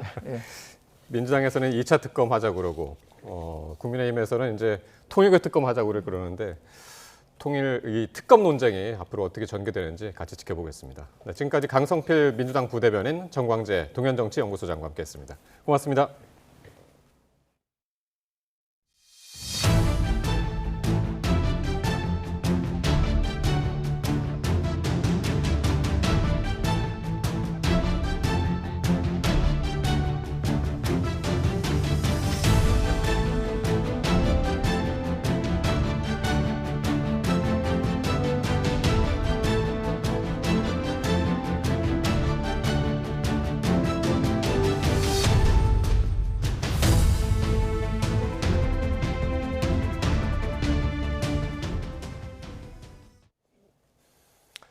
한미 두 나라가 이 대북 정책을 조율하기 위한 정례 회의를 내일 개최할 예정입니다. 그런데 우리 정부 안에서 이 부처 간 주도권 다툼이 벌어지면서 결국 통일부가 불참을 결정했습니다. 홍선기 기자가 보도합니다. 한미 두 나라는 정상회담 후속 조치의 하나로 대북 정책 조율을 위한 정례 회의를 준비해 왔습니다. 한미 간의 정례적인 정책 공조 회의 개최 방안에 대해서 수개월 전부터 실무 차원의 논의가 진행되어 왔습니다. 동회의에서는 대북 관여 방안을 포함한 대북 정책 전반을 논의할 예정입니다. 회의는 외교부의 차관급인 외교전략본부장과 주한 미국 대사 대리가 수석 대표를 맡을 것으로 전해졌습니다. 그러자 통일부에서 불만이 제기됐습니다. 정동영 통일부 장관이 직접 나서서 미국과의 대북 정책 협의 주체는 외교부가 아니라 통일부가 돼야 한다고 주장한 겁니다. 정부 부처 안에서 이를 두고 막판까지 협의가 이어졌지만 이견을 좁히지 못했고 결국 통일부는 협의체 불참을 선언했습니다. 기본적으로는 외교부가 한미 관계에서 소통하게 돼 있습니다. 하지만 그 사안에 따라서는 대북 관계 관련해서는 통일부도 소통할 수 있다고 생각하고 있습니다. 역대 진보 정부에서 통일부 장관을 지낸 인사들도 전문성이 없는 외교부에 대북 정책을 맡길 수 없다며 반대 성명을 내기도 했습니다. 이번 협의가 지난 2018년 출범한 한미 워킹그룹과 같이 족쇄가 될 것이라는 지적도 있습니다. 미국이 대북 정책에 있어서 한국이 앞서 나가지 못하도록 하는 통제 장치가 될 것이라는 겁니다. 한미 간 정식 협의는 아직 시작도 하지 못했지만 벌써 잡음이 나오면서 우려도 함께 커지는 모습입니다. YTN 홍성기입니다. 위성락 국가안보실장이 한미 정상회담 결과를 담은 공동 설명자료 조인트 팩트시트 후속 협의를 위해 내일 미국을 방문합니다. 대통령실 고위 관계자는 오늘 YTN에 이같이 밝히고 한미 정상 간 합의사항 이행을 논의할 양국 간 실무협의체 구성 문제도 다룰 것으로 보인다고 설명했습니다. 위 실장은 이번 방미 기간 정부가 내년부터 본격적으로 추진하기로 한 남북관계 개선 구상을 미국 측에 설명하고 대북 정책 공조 방안 등도 협의할 걸로 예상됩니다. 이재명 대통령이 제주 4.3 사건 당시 강경 진압을 주도한 고 박진경 대령의 국가유공자 등록 결정을 취소하는 방안을 검토하라고 지시했습니다. 군 당국은 유공자 지정의 근거가 된 무공훈장 서훈을 철회하는 것부터 들여다보기로 했는데 여야 정치권의 반응이 크게 엇갈렸습니다. 강진원 기자의 보도입니다. 1948년 4월 3일 남로당 제주도당 무장대가 봉기한 이후 벌어진 무장대와 토벌대 간 무력 충돌과 진압 과정에서 발생한 수많은 제주도민들의 희생. 1954년 사태가 수습될 때까지 당시 제주도 인구의 10분의 1 이상인 최대 3만 명이 목숨을 잃었습니다. 이때 제주 구연대장으로 강경 진압을 지휘한 고 박진경 대령이 최근 국가유공자로 등록됐습니다. 6.25 전쟁 중이던 1950년 추서된 을지 무공훈장을 근거로 지난 10월 박 대령의 유족들이 낸 유공자 인정 신청서를 서울지방보훈청이 받아들인 겁니다. 이런 사실이 알려지자 4.3 관련 단체 등에선 양민 학살의 책임자가 유공자가 됐다며 반발했고 결국 이재명 대통령이 나섰습니다. 박진경 대령의 국가유공자 지정 취소를 검토하라는 대통령의 주문에 국방부는 유공자 등록 근거가 된 무공훈장 서훈부터 철회하는 방안을 고민하기로 했습니다. 사실상 이 대통령의 취소 지시를 두고 정치권의 입장은 극과 극으로 나뉘었습니다. 더불어민주당은 국민주권 정부가 역사 정의를 향한 의미 있는 첫걸음을 내디뎠다고 환영한 반면 박진경 대령의 국가유공자 지정은 제주 4.3이 아픈 역사를 부정하고 희생자와 유족의 명예에 깊은 상처를 남긴 조치였습니다. 국민의힘은 역사적 판단도 대통령이 마음대로 뒤집겠다는 독재적 발상이라고 날을 세웠습니다. 박진경 대령은 남로당 지령을 받은 군인에게 암살당한 전몰 군경으로 정부가 정한 절차에 따라 을지 무공훈장을 취소받고 국가유공자로 등록된 인물입니다. 고 박진경 대령에 대한 상반된 평가만큼 한국 현대사의 비극을 둘러싼 진보, 보수 진영 간 이념 갈등도 재점화하는 분위기입니다. YTN 강진원입니다. 최근 스스로 세상을 떠난 직원을 생전에 상습적으로 폭행해 다치게 한 혐의를 받는 이동통신사 대리점 대표가 구속됐습니다. 법원은 이 대표가 증거인멸과 도망할 우려가 있다고 보고 영장을 발부했습니다. 표정우 기자입니다. 지난 2023년 한 이동통신사 대리점 대표가 직원을 무차별 폭행하는 모습입니다. 도대체 이렇게 살이 안 찌면 어디 몸에 이상 있는 거 아니냐. 이제 그렇게만 생각을 했죠. 저렇게 고통받으리라고 그런지는 생각도 안 하고.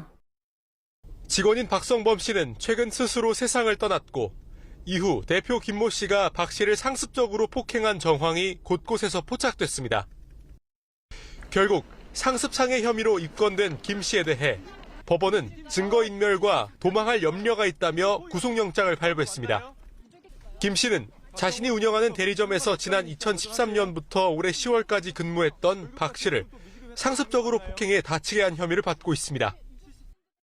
박성범 씨 사망 뒤 CCTV 삭제한 이유 뭡니까? 본인 잘못이 없다고 보시는 거예요? 박성범 씨에게 신체 포위학수 요구한 거 맞으십니까?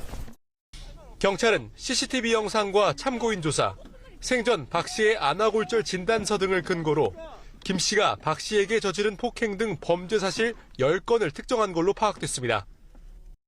이 밖에도 YTN이 입수한 통화 녹취록엔 대표 김 씨가 박 씨로부터 이른바 신체 포기 각서까지 받아낸 정황이 담겼고, 경찰 조사 결과 박 씨가 숨지기 직전 이틀 동안 김 씨가 자신은 살인자가 되기 싫다는 등 각종 협박과 폭언을 쏟아낸 걸로 확인됐습니다. 김 씨는 폭행은 박 씨 횡령이 원인이라며 상습적이지 않았고 박 씨가 세상을 떠난 것과도 관계가 없다는 입장인데, 박 씨가 숨진 뒤 매장 CCTV를 삭제한 걸로 파악됐습니다. 김 씨 측은 구속 전 피의자 신문에서 CCTV 삭제에 관해 묻는 재판부에 사건과 직접 관련 없는 영상이었고 유족이 보게 되면 시비거리가 될 걸 우려했다고 답변한 걸로 전해졌습니다. 김 씨의 신병을 확보한 경찰은 박 씨를 상대로 한 폭행과 협박 관련 내용을 구체적으로 확인할 방침입니다. YTN 표종우입니다. 개인정보 유출 시 기업의 전체 매출액의 10%까지 과징금을 부과할 수 있도록 하는 법안이 국회 정무위원회 법안심사 1소위원회를 통과했습니다. 소위는 회의를 열고 더불어민주당 박범계, 국민의힘 김상훈 의원 등이 발의한 개인정보보호법 개정안을 심사 처리했습니다. 개정안은 반복적이거나 중대한 개인정보 침해가 발생하면 과징금 상한을 기존의 매출액 3%에서 최대 10%까지 상향하는 게 골자입니다. 카카오 판교 사옥에 폭발물이 설치됐다는 신고가 접수돼 한때 경찰이 수색 작업을 벌였습니다. 경기 화성에서는 신축 공사 현장에서 불이 나 노동자 30여 명이 대피했습니다. 사건 사고 소식 이수빈 기자가 전해드립니다. 경찰 특공대와 기동대가 건물 주위와 내부를 순찰합니다. 경찰견도 수색에 합세했습니다. 오전 11시쯤 경기 성남시 백현동에 있는 카카오 아지트에 사제 폭발물을 설치했다는 신고가 접수돼 경찰과 군, 소방이 수색에 나선 겁니다. 카카오는 전 직원을 집으로 돌려보내고 재택근무로 전환했는데 수색 결과 폭발물 등 특이사항은 발견되지 않은 것으로 파악됐습니다. 카카오는 신고 접수 5시간 만인 오후 2시 50분쯤부터 사옥 출입을 재개했습니다. 짙은 회색 연기가 뿜어져 나와 하늘을 가득 메웠습니다. 오전 10시 20분쯤 경기 화성시 방교동에 있는 공장 신축 현장에서 불이 난 겁니다. 이 불로 노동자 30명이 대피했고 3명이 화상을 입어 병원으로 옮겨졌습니다. 40여 분 만에 불을 끈 소방은 공사 중 우레탄 폼에 불꽃이 튀면서 불이 시작했다고 보고 있습니다. 교실 안쪽에 뿌연 연기가 가득하고 복도 바닥에는 물이 고여 있습니다. 경기 파주시 탄현면에 있는 초등학교 2층 과학실에서 불이 난 건 낮 12시 10분쯤. 이 불로 학생과 교직원 등 모두 300여 명이 대피했고 2명이 연기를 마셔 병원에서 치료를 받았습니다. 불이 난 당시 과학실에는 사람이 없어서 다행히 큰 인명피해로 번지지 않았습니다. 그 당시에는 사람이 없었던 거고 지나가던 관계자가 상황 목격하고 신고했다고. 20여 분 만에 불을 끈 소방은 과학실 책상 밑에서 불이 시작된 것으로 추정하고 있습니다. YTN 이수빈입니다. 유명 정신건강의학과 전문의 양재웅 씨가 운영하는 병원에서 환자가 숨진 사건과 관련해 당시 환자를 담당했던 의료진들이 첫 재판에서 혐의를 일부 부인했습니다. 인천지방법원 부천지원은 업무상 과실치사와 의료법 위반 등의 혐의로 불구속 기소된 간호사 A씨 등에 대한 첫 공판 기일을 진행했습니다. 재판에서 A씨 등 의료진 4명은 의료법 위반 혐의만 인정하고 업무상 과실치사 혐의는 부인한다는 취지의 의견을 밝혔습니다. 또 담당 주치의 측 변호인은 검찰의 증거 기록을 제대로 검토하지 못했다며 다음 기일에 구체적인 의견을 밝히겠다고 말했습니다. 남녀공학 전환을 추진 중인 동덕여자대학교가 설명회를 열고 남녀공학 전환 계획 등을 공개했습니다. 동덕여대는 오는 2029학년도부터 학부와 대학원 모든 전공에 대해 남녀 구분 없이 신입생을 모집할 계획이라고 밝혔습니다. 또 남녀공학 전환 방침에 부합하도록 교명을 동덕대학교 등으로 변경할 필요가 있다고 설명했습니다. 공학 전환에 반대하는 학생들은 학기가 종료될 때까지 대학 정문에서 피켓 시위를 할 예정입니다.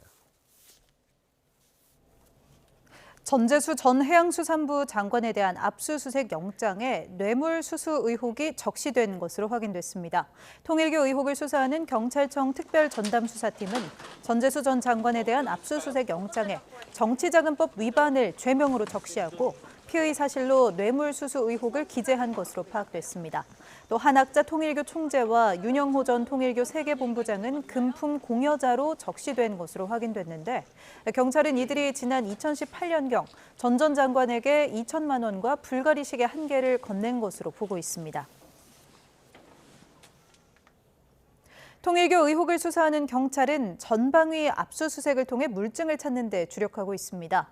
자금의 흐름을 확인하는 게 급선무로 한학자 총재 금고 속 280억 원대 돈 뭉치가 로비에 쓰인 건 아닌지 조사할 전망입니다. 부장원 기자입니다.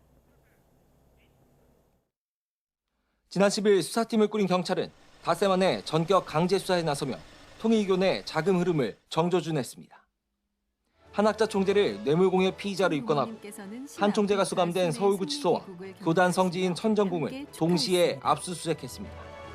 로비에 쓰인 것으로 지목된 자금의 출처를 파악하기 위해서로 교단 회계장부는 물론 한 총재의 개인 금고도 수사 대상에 올랐습니다. 지난 7월 김건희 특검팀은 천정궁을 압수수색하며 해당 금고에서 관봉권 묶음과 달러와 엔화 등 280억 원에 달하는 거액의 돈 뭉치를 발견했습니다. 교단 예산이 아니라 한 총재가 별도로 관리하고 써온 돈으로 알려졌습니다. 특검은 당시 돈다발 사진을 찍고 관리인도 조사했지만 수사 대상이 아니라며 압수도 하지 않았고 이렇다 할 수사 진척도 없었습니다.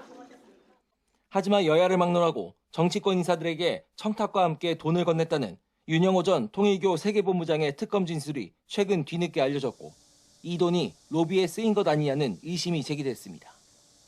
특히 윤 전 본부장이 최근 재판에선 돈을 주기는커녕 만난 적도 없다고 진술을 번복하며 로비의 실체를 가려낼 핵심 물증으로 떠올랐습니다. 아울러 경찰은 통일교로부터 현금과 명품 시계 등을 받았다고 지목된 전재수 전 해양수산부 장관, 그리고 임종성 전 민주당 의원, 김규환 전 미래통합당 의원도 동시에 압수수색했습니다. 금품이 오갔다고 지목된 시점으로부터 많게는 7년 가까이 지난 데다 공소시효 만료도 얼마 남지 않은 상황. 경찰은 압수물 분석에 속도를 낸 뒤 한 총재와 통일교 금고지기 등을 상대로 조사를 이어갈 전망입니다. YTN 부장원입니다. 통일교 의혹으로 이렇게 경찰 강제 수사를 받은 더불어민주당 3선 의원 전재수 전 해양수산부 장관이 불법 금품 수수가 절대 없었다며 거듭 혐의를 부인했습니다. 전 의원은 경찰 압수수색이 끝난 뒤 의원회관에서 기자들과 만나 보통 정치인들이 난 절대 받은 적 없다고 말하지만 자신은 다르다며 이같이 말했습니다. 이어 2018년 9월 부산에서 열린 통일교 행사 당일 고향에서 벌초했다고 해명했지만 이에 배치되는 언론 보도가 나온 데 대해서는 7년 전 일이라 기억을 더듬고 일정을 확인하고 있다고 설명했습니다. 통일교 측으로부터 1억 원을 받은 혐의로 구속 기소된 국민의힘 권성동 의원의 결심이 오는 17일 보석신문과 함께 열립니다. 결심에선 특별검사 측의 구형과 권 의원 측의 최후 진술, 변론이 이뤄집니다. 또 이에 앞서 권 의원 보좌진에 대한 증인 신문과 권 의원의 피고인 신문도 진행될 예정입니다.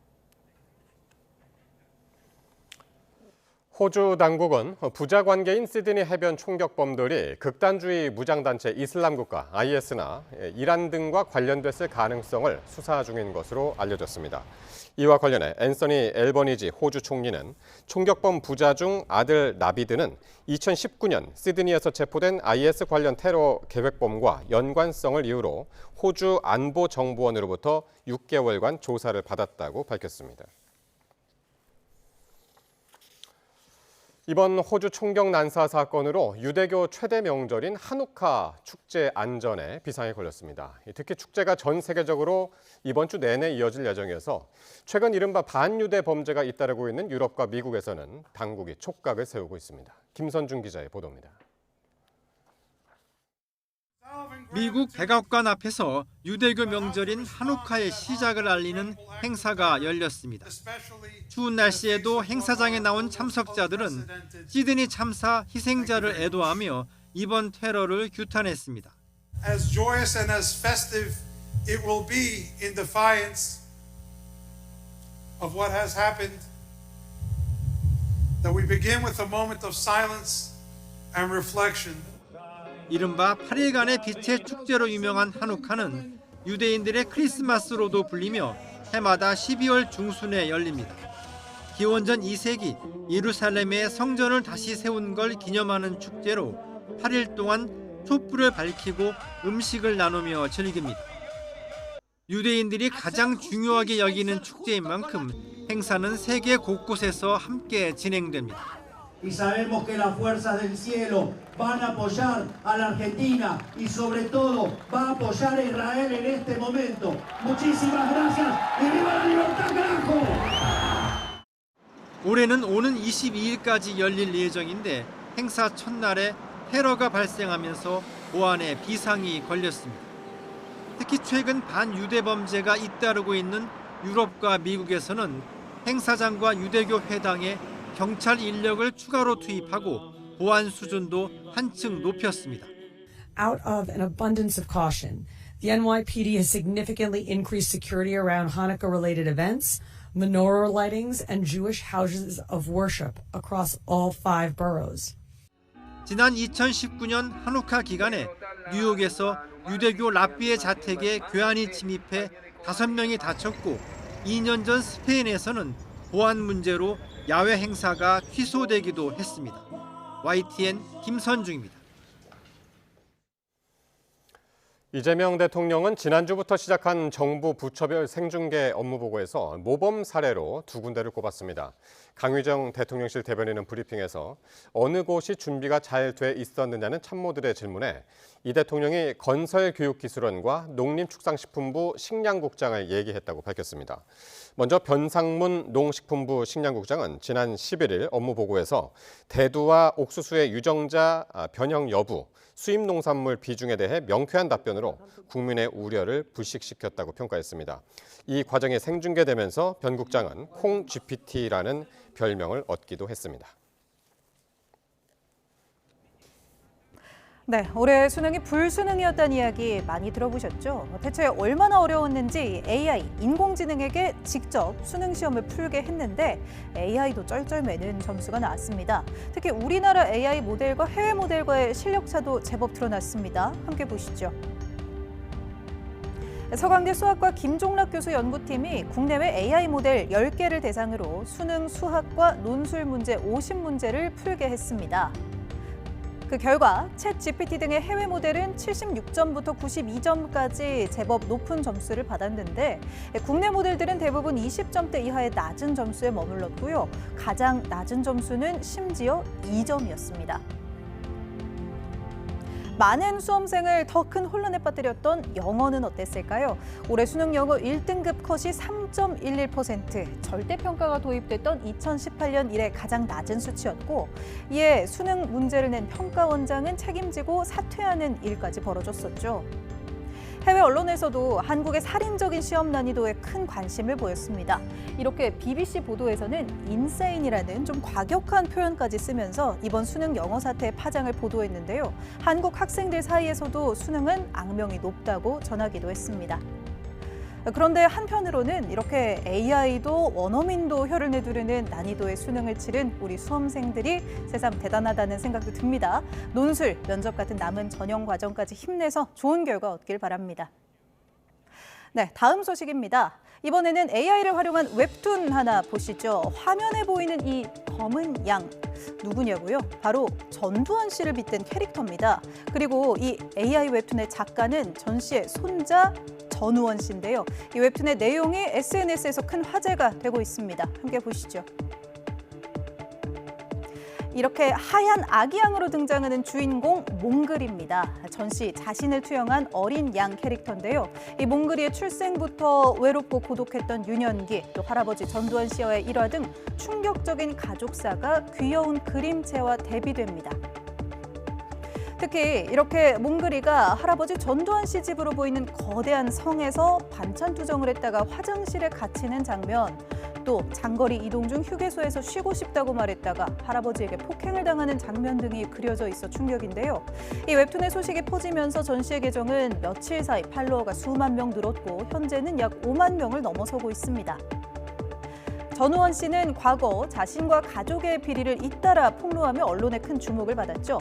특히 마약 투약 혐의로 기소된 후 불구속 수사 중 광주로 내려가 5.18 유가족을 직접 만나 사죄하는 등 전두환 일가와는 정반대의 행보를 보여왔습니다. 징역형의 집행유예를 선고받았던 전 씨는 현재 마약 예방단체에서 근무하고 있는 것으로 알려졌습니다. 현재도 계속해서 연재 중인 이 웹툰이 중고등학교 유학 시절 이야기를 다루고 있는 만큼 앞으로 이 몽글이의 성장기와 또 깊은 가족사를 다룬 내용이 공개될 것으로 보이는데요. 이렇게 누리꾼들은 대체로 댓글로 전 씨의 어린 시절 고백에 마음 아파하며 응원하는 분위기입니다. 네, 지난 2023년 아시아나항공 비상구 개방 사건 이후에도 비행 중인 항공기의 비상문을 열려는 아찔한 사건은 끊이질 않고 있습니다. 주요 항공사들이 강력 대응 방침을 밝힌 가운데 처벌 수위를 한층 높이는 법 개정안도 논의가 활발히 진행 중입니다. 차유정 기자가 보도합니다. 지난 4월 제주공항에서 항공기에 탑승한 승객이 이륙 직전 갑자기 일어나 비상구를 열었습니다. 폐소공포증 때문에 답답해 문을 열었다는데 비행기가 출발하지 못하게 되면서 승객 수백 명이 불편을 겪었습니다. 지난 2023년 아시아나 항공기 비상구 개방 사건 이후에도 항공기 비상문을 열려는 아찔한 사건은 계속되고 있습니다.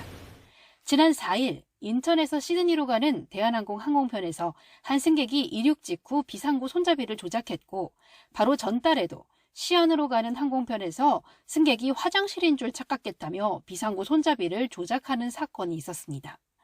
최근 2년 동안 대한항공 항공기에서만 비상구를 조작하거나 조작을 시도한 사례가 14건. 이는 명백한 범법 행위로 대한항공은 추후 형사고발은 물론 민사상 손해배상도 검토하고 문제를 일으킨 승객에겐 탑승 거절 조치까지 취할 예정입니다. 항공기의 안전운항을 저해하는 기내 불법 방해 행위에 대해 무관용의 원칙으로 적극 대처해 나갈 계획입니다. 처벌 소위를 높이는 법 개정 논의도 활발합니다. 최대 1억 원의 벌금형을 도입하고 승무원이 불법 행위를 제압해 피해가 발생해도 승무원의 형사 책임을 감경 면제하는 내용의 개정안이 지난 9월 발의됐습니다. 현행법이 10년 이하의 징역형을 규정하지만 실형 선고가 거의 없는 가운데 금전적 책임을 확실히 지우도록 하기 위해서입니다. 개정안이 조만간 국회 교통소위를 통과할 가능성이 큰 가운데 다른 항공사들도 강력 대응에 동참하겠다는 방침입니다. YTN 차유정입니다. 180일의 수사를 마무리하고 오늘 최종 결과를 발표한 내란 특검은 용산 대통령실 이전도 이 비상계엄 선포에 영향을 미친 것으로 판단했습니다. 윤석열 전 대통령이 군과 밀착하는 환경이 조성됐다는 겁니다. 김영수 기자가 보도합니다. 내란 특검 수사 결과 발표문에는 대통령 집무실과 관저가 용산으로 이전된 사실도 담겼습니다. 대통령과 경호처장 지척에 국방부 장관과 합참의장 공간 등 주요 군 지부의 공간이 이치함에 따라 대통령과 군이 밀착되는 여건이 조성되었습니다. 청와대 이전 계획과 함께 윤석열 전 대통령은 국방부 청사 바로 옆에서 임기를 시작했고 사저에서 나온 뒤로는 군 수뇌부 공간이 있는 한남동 공관촌에서 출퇴근했습니다. 특검은 윤 전 대통령이 이런 환경에 자연스럽게 동화됐다고 봤습니다. 박지영 특검보는 장소가 생각을 지배할 수 있다면서 대통령실 용산 이전과 비상계엄 선포를 나비 효과에 빗대 설명하기도 했습니다. 실제로 윤 전 대통령은 지난해 국군의 날 행사 만찬을 포함해 관저와 국방장관 공관, 삼청동 안가에서 수차례 군 장성들을 만나 비상대권을 언급한 걸로 수사 결과 드러났습니다. 특검은 특히 군 출신인 김용현 전 장관이 초대 경호처장으로 윤 전 대통령의 가까운 거리에서 보조한 것도 영향을 미쳤을 것으로 보고 있습니다. 제왕적 권력의 상징인 청와대를 벗어나 소통하겠다던 윤석열 전 대통령이 국민이 아닌 군과 밀착해 장기 집권을 노렸다는 게 특검 수사 결과입니다. YTN 김영수입니다. 그럼 윤 전 대통령은 왜 평일인 12월 3일에 비상계엄을 선포했을까? 많은 가설이 제기됐었는데요. 내란 특검은 미국 대선 뒤에 혼란을 노린 거라고 봤습니다. 이준혁 기자입니다. 왜 12월 3일 화요일이었을까? 평일은 주말보다 국회 대응이 빠를 수밖에 없어서 권력 독점을 위해 움직이기에 최적의 시기는 아니라는 평가가 많았습니다. 이에 전날 명태균 씨 측이 휴대전화를 공개하겠다고 경고해 황급히 게시한 것이라거나 심지어는 한자풀이를 해보면 왕자가 3개 나온다며 무속과의 연관성까지 제기됐습니다. 날짜 선택이 정말 그렇죠. 이게 좀 무식하다고 그래야 되나? 국회의원 본회의 다음 날 보내고 다 있을 때 특검법 이제 의결할 때 그래서 다 서울 인근에 다 남아 있었잖아요. 이에 대해 앞뒤 정황을 들여다본 특검이 유력하게 내놓은 가설은 미국이었습니다. 계엄 설계자 가운데 한 명으로 지목된 노상원 전 국군정보사령관의 수첩에는 미국 협조와 미국 사전 통보라는 내용이 있었고, 조태용 당시 국정원장은 12월 5일 미국 중앙정보부 CIA 국장과의 면담을 계획하고 있었던 점에 주목했습니다. 특히 박정희 전 대통령의 10월 유신도 미국 대선 전국 중에 있었듯 윤석열 전 대통령 역시 미 대선 직후 취임 전에 혼란한 시기를 이용한 것으로 봤습니다. 또 특검은 한간에 떠돌던 무속 개입 흔적은 발견하지 못했다고 밝혔습니다. YTN 이순엽입니다. 내란 특검은 김건희 씨의 비상계엄 선포 관여 의혹은 사실이 아니라고 결론 내렸다고 밝혔습니다.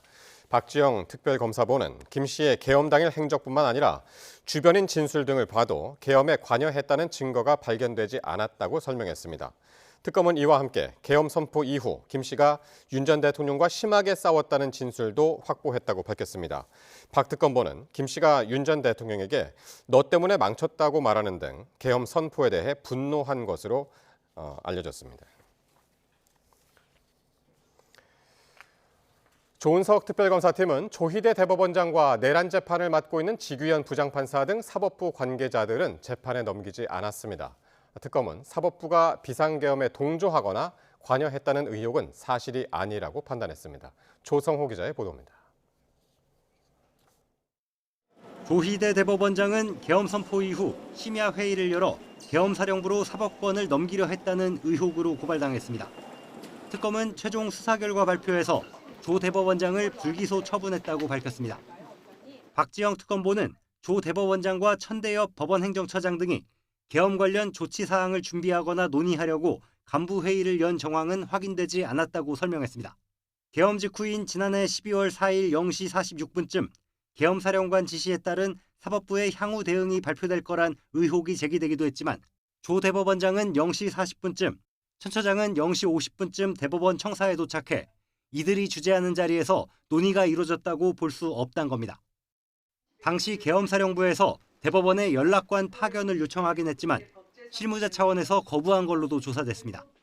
이를 근거로 특검은 사법부가 계엄에 동조하거나 관여했다는 의혹은 사실이 아니라고 결론 내렸습니다. 윤석열 전 대통령의 내란 우두머리 혐의 사건 재판장인 지기현 부장판사도 재판에 넘기지 않았습니다. 윤 전 대통령 구속 취소 결정과 관련해 고발당했는데 특검은 지 부장판사가 사법부 관계자와 공모해 의도적으로 구속을 취소했다는 사실을 찾지 못했습니다. 특검은 부정선거 의혹과 관련해 중앙선거관리위원회에 대검찰청과 국가정보원, 포렌식 수사 인력이 출동했다는 의혹도 사실이 아닌 걸로 확인됐다고 밝혔습니다. YTN 조성호입니다. 특검은 계엄 선포 직후 있었던 이른바 안가회동에서 계엄 관련 논의가 있었다고 확인했습니다. 또 윤 전 대통령 구속 취소에 대한 즉시 항고 포기 의혹 수사는 경찰에 넘겼습니다. 우정훈 기자입니다. 계엄 선포 바로 다음 날 법무부, 행안부 장관과 법제처장, 민정수석까지 대통령 안가에서 만났습니다. 이른바 안가 모임 참석자들은 이렇게 설명했습니다. 저희들이 다 사의를 표명한 날이었습니다. 평소에 국무회에서 자주 보고 하지만은 자리를 못해서 해가 가기 전에 한번 보자. 하지만 특검이 CCTV를 분석하고 참석자를 포함한 관계자들을 조사한 결과 박성재, 이상민 전 장관이 문서를 준비해 계엄 대응에 대해 논의한 사실을 확인했다면서 같은 날 있었던 당정대 회의의 후속 모임으로 드러났습니다. 당시 모임이 당일 소집됐고 대통령실 법률 비서관이 참석한 사실까지 특검 수사로 확인됐습니다. 특검은 그러나 계엄 이후에 대응을 논의했다고 해서 범죄를 구성하지는 않는다고 판단했고 위증 관련 혐의만 적용해 이완규 전 법제처장을 재판에 넘겼습니다. 윤석열 전 대통령 구속 취소 결정에 즉시 항고를 하지 않아 고발된 심우정 전 검찰총장 사건은 국가수사본부로 이첩됩니다. 박지영 특검보는 심 전 총장과 실무자까지 모두 조사했지만 당시 수사팀 상당수가 특검에 합류해 공정성 논란이 생길 수 있다고 설명했습니다. 즉시 항고 포기 논란은 남은 수사 과정에서 밝혀야 할 주요 의혹 가운데 하나로 꼽힙니다. YTN 우종훈입니다. 김건희 씨 문고리 3인방으로 꼽히는 유경옥 전 대통령실 행정관이 김 씨가 거짓 진술을 시켰다는 입장을 거듭 밝혔습니다. 가방 교환을 시킬 때는 엄마가 준 것이라고 했지만 정작 조사 때는 건진 법사 전성배 씨의 심부름이었다고 말하라고 시켰다는 겁니다. 한동호 기자가 보도합니다. 김건희 씨 재판에서 김 씨가 거짓 진술을 종용했다고 밝힌 유경옥 전 대통령실 행정관이 건진법사 재판에서 같은 주장을 이어갔습니다. 유 전 행정관은 전 씨가 통일교로부터 건네받아 전달한 샤넬 가방을 직접 교환한 인물인데 김 씨가 지난 2022년 가방 교환 심부름을 시킬 당시엔 가방을 엄마가 준 것이라고 했다고 주장했습니다.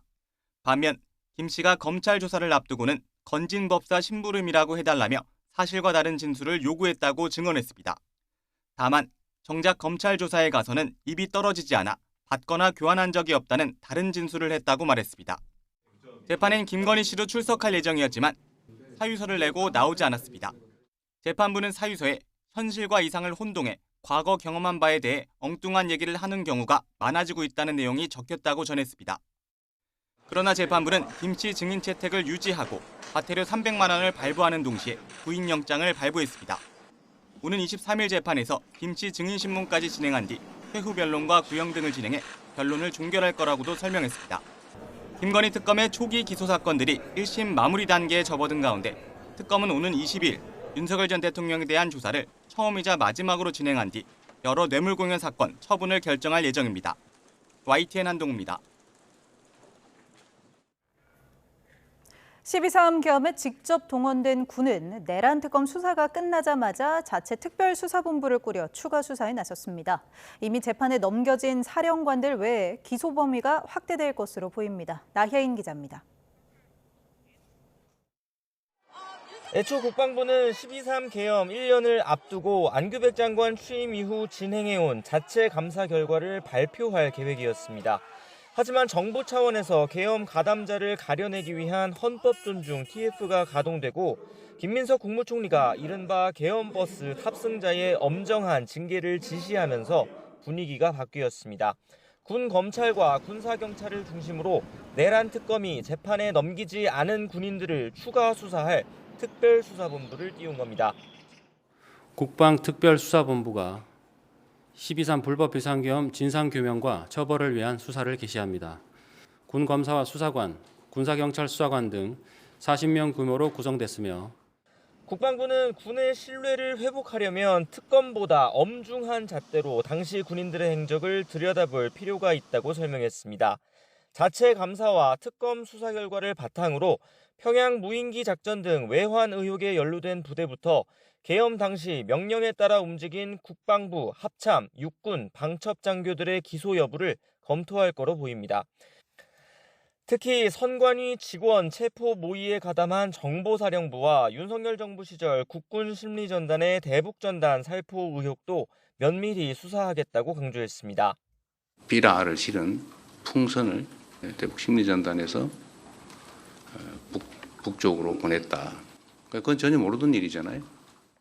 국방부는 최근 계엄 가담자 징계 여부를 심의할 헌법 존중 TF에도 최상병 순직 사건 수사 외압 의혹을 폭로한 박정훈 대령을 중심으로 27명 규모 조사 분석 조직을 신설했습니다. 이로써 국방부 내 계엄 조사 수사 인력만 119명에 달하게 됐는데 당분간 대대적인 내부 사정 작업이 불가피할 것으로 보입니다. YTN 나인입니다. 이재명 대통령이 한국을 찾은 라오스 국가주석과 정상회담을 하고 포괄적 동반자 관계를 맺기로 했습니다. 또 범죄인 인도조약 등을 통해 스캠 등 동남아 초국가 범죄에도 공동 대응하기로 약속했습니다. 홍민기 기자가 보도합니다. 이재명 대통령과 한복을 입은 김혜경 여사가 용산 대통령실에서 통론 시술릿 라오스 국가주석 내외를 맞이합니다. 라오스 주석의 공식 방한은 지난 2013년 이후 12년 만입니다. 두 정상은 제수교 30주년을 맞아 양국 관계를 포괄적 동반자 관계로 격상하기로 했습니다. 히토르를 비롯한 핵심 광물 공급망 구축, 기후변화 대응 협력도 확대해 나간다는 계획입니다. 풍부한 천연 자원을 보유하고 있는 라오스는 핵심 광물 공급망 구축을 위한 중요한 파트너 국가이기도 합니다. มือหอบดาดขึ้นโคหัวมือลาวเกาหลีลาวเป็นโคหัวมือหอบดาดว่า comprehensive partnership. 양국 정부는 또 동남아 지역에서 우리 국민을 노린 초국가 범죄에 대응하기 위해 형사사법 공조, 범죄인 인도 조약에 서명했습니다. 지난 10월 캄보디아 사태로 인한 대대적 단속 이후 현지 범죄 조직이 주변국으로 흩어지는 이른바 풍선 효과에 따른 대응입니다. 온라인 스캠 범죄 등 초국가 범죄 대응을 위해 한 라오스 두 나라가 긴밀히 협력해 나갈 필요성을 강조했습니다. 라오스 측은 한국의 무상 원조 사업이 경제 발전에 큰 도움을 주고 있다며 지원과 관심을 부탁했습니다. 이 대통령은 독실한 불교 신자인 통룬 주석을 위해 백제 금동 대향로 모형을 선물했습니다.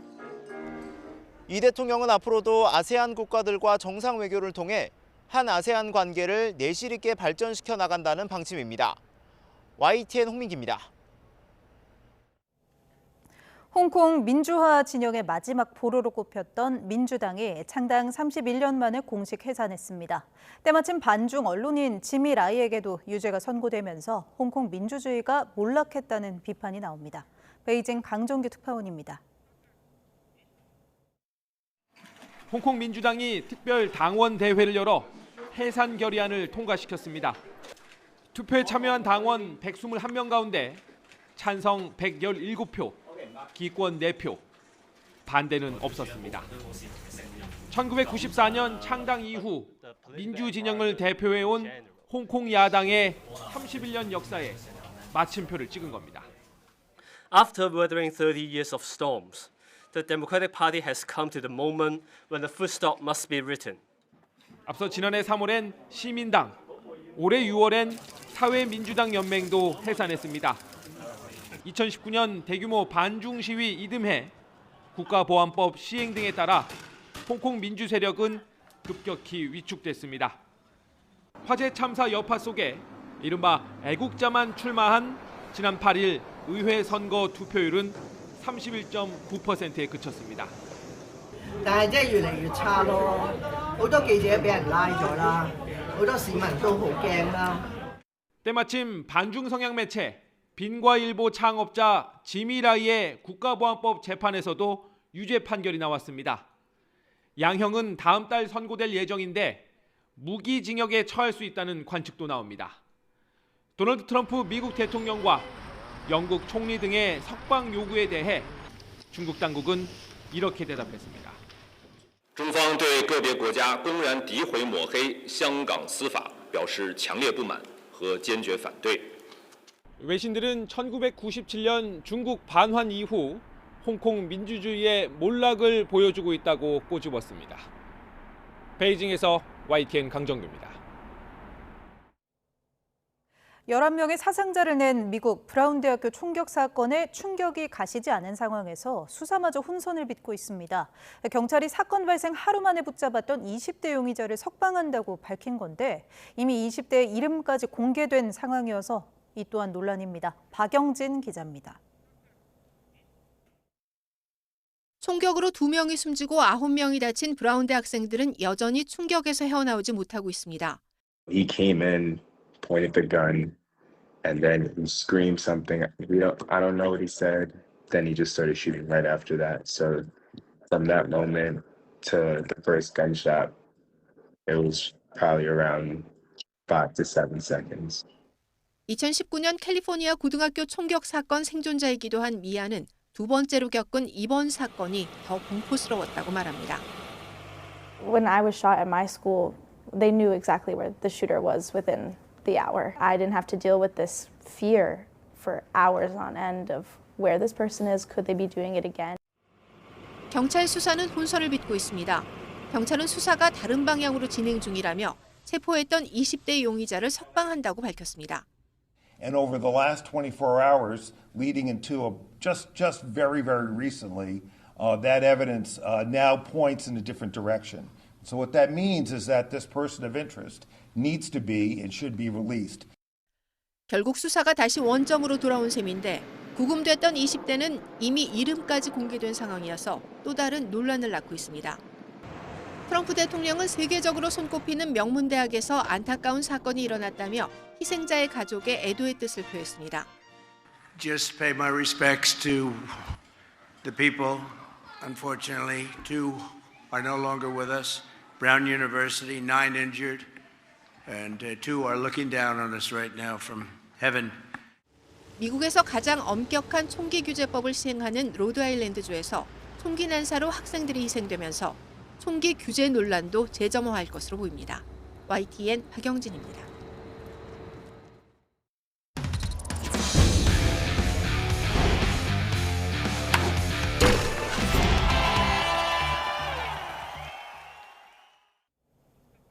올 한 해 가장 인기를 끈 키워드 가운데 하나가 바로 저속노화죠. 야구장에서는 가장 천천히 나이 드는 선수 누굴까요? 바로 SSG의 노경은 선수인데요.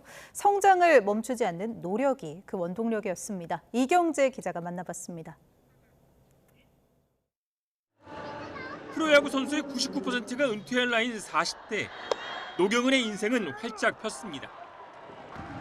방출된 다음 어렵게 들어온 팀에서 3년 연속 30홀드, 2년 연속 홀드왕에 페어플레이상을 받았고 내년 WBC 대표팀 훈련 명단에도 뽑혔습니다.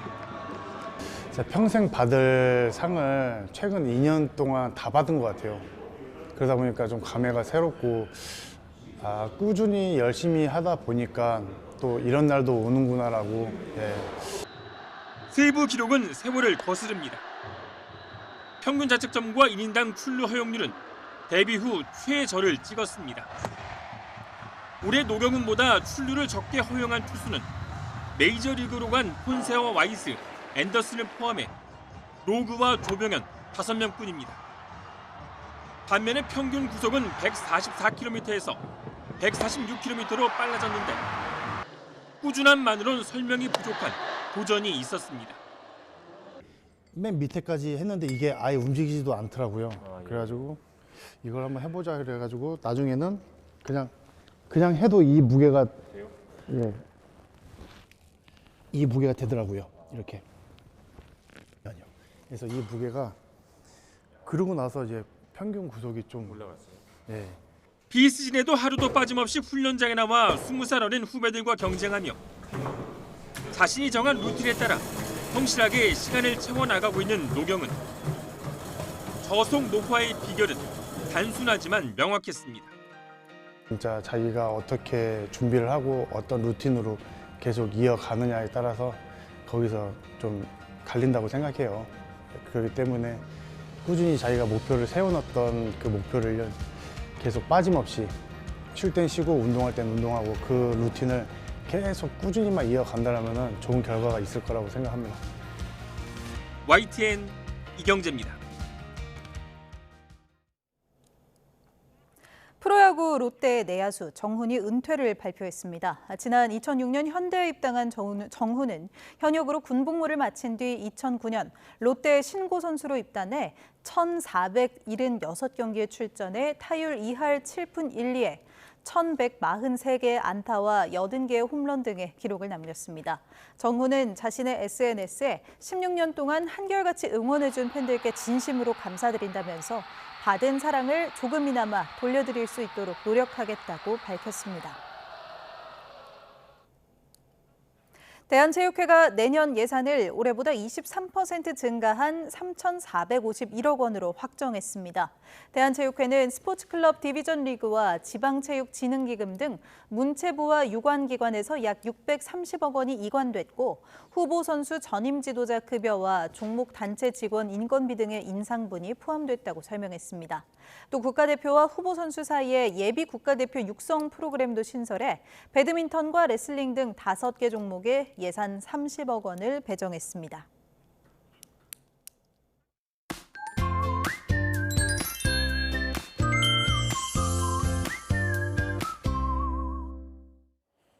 내일은 오늘보다 기온이 올라서 큰 추위 없겠습니다. 내일 서울 아침 기온은 3도로 영상권을 보이겠고 한낮에도 8도까지 오르는 등 예년 기온을 웃돌겠습니다. 내일은 전국이 대체로 흐린 가운데 강원 내륙과 산간에는 1에서 3cm의 눈이 예상되고요. 수도권과 충청에도 비가 조금 내리겠습니다. 또 서울과 경기 남부는 대기질이 좋지 못하겠는데요. 저녁부터는 국외 미세먼지의 영향으로 그 밖의 중서부 지역도 공기가 점차 탁해질 수 있겠습니다. 내일 아침 기온은 오늘보다 1에서 6도가량이 높겠습니다. 서울이 3도, 대구는 영하 1도로 출발하겠고요. 낮 기온도 오늘보다 2에서 5도가량이 높겠습니다. 서울이 8도, 대전은 12도, 부산은 14도까지 크게 오르겠습니다. 당분간 심한 추위는 없겠고요. 수요일에는 동해안과 제주도에 비나 눈이 내릴 전망입니다. 지금까지 날씨 정보였습니다. 월요일 뉴스나이트 마칩니다. 시청해주신 여러분 고맙습니다.